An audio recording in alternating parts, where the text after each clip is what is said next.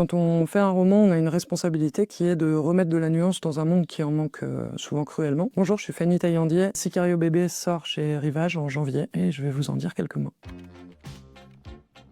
Aujourd'hui, il y a en France, il y a vraiment un discours réactionnaire qui est très relayé par les médias et les éditorialistes, qui est en fait un discours anti-jeunesse. Les jeunes sont des sauvages, les jeunes sont des décérébrés, les jeunes sont pas assez éduqués, les jeunes ont perdu l'orthographe, les jeunes ont tous les défauts. Donc ça déjà, oui que c'était important de dire non, en fait, cette jeunesse, elle existait. On a le devoir de la faire exister dans la littérature aussi. Et j'ai beaucoup de tendresse et de sympathie pour les adolescents parce que quand on est adolescent, on ignore beaucoup de choses, on est très innocent. Et en même temps, on est très curieux, on est aussi très apte à se déplacer et à faire des écarts intellectuels et des pirouettes et changer d'avis de manière beaucoup plus souple en fait que les adultes. Je trouve ça très fort et très riche en fait dans cet âge-là.